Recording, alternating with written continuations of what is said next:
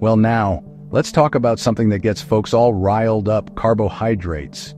You hear it everywhere, don't you? I'm cutting carbs. That pasta will go straight to my hips. It seems like every time you turn around, someone is blaming a poor innocent potato for their health woes. We've been taught to fear the breadbasket like it's a villain in a horror movie. Many people I talk to, especially men, feel a sense of guilt just thinking about eating a sandwich. It's become this big scary monster under the bed of modern nutrition, and I'm here to tell you it's time to turn on the lights. This deep-seated fear didn't just pop up out of nowhere, y'all. It's been simmering for decades, fueled by diet trends that promise quick fixes and miracle results. We've been told that carbs are the direct cause of everything from weight gain to diabetes. This idea has been so powerful that it's created a culture where we label foods as good or bad, turning every meal into a moral test. But let me be clear, this oversimplified view is holding us back from true health. Recent science is showing us that cutting out all carbs might actually be a bad move for long-term wellness, especially for men. The truth is, the story is much more complicated than carbs are bad. This message has been amplified by countless diet books, magazine articles, and late-night infomercials, all selling a simple solution to a complex problem. They point the finger at pasta, rice, and bread, making them the scapegoats for rising obesity rates. It's an easy narrative to swallow, much easier than looking at the bigger picture of our lifestyles, our stress levels, and the quality of the food we're eating. The relentless demonization of this entire food group has left everyone confused, and frankly, a little bit hungry. So we've ended up in a place where people are genuinely scared of eating an apple or a sweet potato. Can you believe that? We're shunning natural, wholesome foods because they contain this supposedly evil nutrient. This carb phobia has become so ingrained that it's almost a reflex. People proudly declare they're on a low-carb diet as if it's a badge of honor, a sign of their discipline and virtue. But what if I told you that this war on carbs is based on a massive misunderstanding? It's time to peel back the layers of this myth and get to the heart of what your body really needs. Believe it or not, this suspicion of carbs isn't just a modern fad. It goes way back.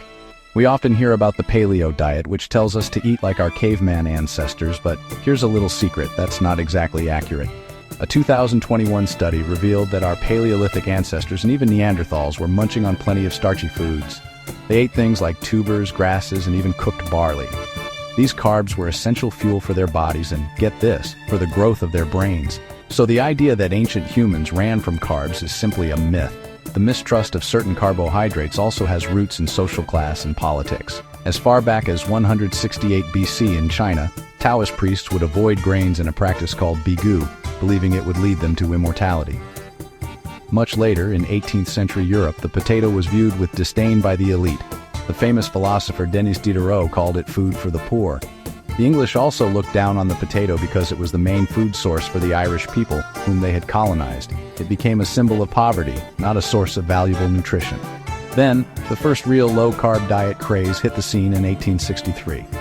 An English gentleman named William Banting lost a significant amount of weight on a diet low in carbohydrates and high in protein. He was so thrilled that he wrote a little booklet called Letter on Corpulence, which became a massive hit. Suddenly, avoiding carbs wasn't just about health, it was about showing moral discipline and achieving a thin physique. The medical community at the time was skeptical, but the public loved the idea, and a new diet philosophy was born. Fast forward to the 1970s, when Dr. Robert Atkins unleashed his.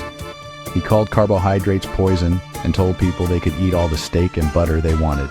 This was a direct rebellion against the low-fat advice that was popular at the time. The Atkins diet exploded in the 1990s and 2000s, right when public health officials were declaring war on obesity. As people saw obesity rates rise despite cutting fat, they looked for a new enemy. Carbs were the perfect, simple target. Soon after, we got the South Beach diet, the keto diet, and Whole30, all reinforcing the same basic message: carbs are the foe. Let's break this down because a lot of the confusion comes from the fact that carbohydrate is a huge catch-all term. It's like saying vehicles when you could be talking about a bicycle, a race car, or a giant freight train. The term itself was coined way back in 1844, and it includes a massive range of nutrients. On one end, you have simple sugars, like the kind you find naturally in a juicy orange. On the other end, you have complex starches, like those in a hearty bowl of oatmeal, and fiber, which is found in beans and broccoli. This is where the idea of good carbs versus bad carbs comes into play. and it has caused so much trouble. People got even more confused in the 1980s with the creation of the glycemic index, GI. This tool was originally developed to help people with diabetes manage their blood sugar. But diet gurus hijacked it, using it to label foods as good or bad based on how quickly they raise your blood sugar. The creator of the GI, Dr. David Jenkins, even said later that people were overthinking it. He advised everyone to just eat more vegetables. So, what's the real difference? It's all about whole versus processed. Think of a whole grain of wheat. It has 3 parts: the bran, fiber, the germ, nutrients, and the endosperm, starch. A whole carbohydrate like whole wheat bread or brown rice contains all these parts. It digests slowly, gives you steady energy, and is packed with vitamins and fiber that keep you full and healthy. These are your friends. They work with your body, not against it, providing the fuel you need to live your life to the fullest. Now let's look at processed or refined carbohydrates. When that whole grain of wheat is processed to make white flour for white bread or pastries, the bran and germ are stripped away. All you're left with is the starchy endosperm. This means you lose the fiber, the vitamins, and the minerals. Your body digests these refined carbs super fast, which can cause a spike in your blood sugar followed by a crash, leaving you tired and hungry again soon after. This is the category that includes sugary drinks, candy, and white flour snacks, the real culprits that give all carbs a bad name. So, after all this history and science, what's the bottom line? Are carbohydrates your friend or your foe? The answer, my friends, is that they are absolutely your friend, as long as you choose the right ones. The world's leading health experts, including the American Diabetes Association, are all saying the same thing. They recommend a diet rich in unprocessed whole foods. That means filling your plate with delicious vegetables of all colors, sweet and juicy fruits, and hearty whole grains like quinoa, oats, and brown rice. These are the carbs your body was designed to thrive on. It's crucial to move away from this idea of nutritional extremism. Your health isn't determined by a single nutrient. It's a beautiful, complex symphony that includes your diet, exercise, sleep patterns, stress levels, and even your genetics.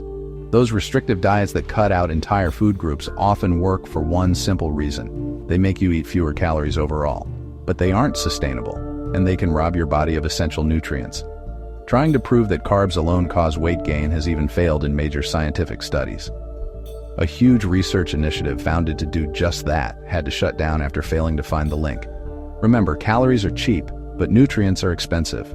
Many of the ultra-processed foods that are high in refined carbs also happen to be loaded with sugar, unhealthy fats, and sodium. These are often the most affordable and accessible options, which creates a bigger public health challenge. The problem isn't the carbohydrate itself, it's the poor nutritional quality of the food it's packaged in. A new tool called the Carbohydrate Food Quality Score actually rates carb-rich foods, and guess what scores the highest? Legumes, vegetables, fruits, and whole grains. So here's my prescription for you. Stop fearing food, make peace with your plate, and embrace the power of whole carbohydrates. Don't be afraid of a baked potato, a bowl of lentil soup, or a delicious slice of whole grain toast.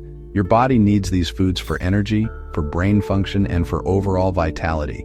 A healthy, balanced diet is not about restriction, it's about abundance.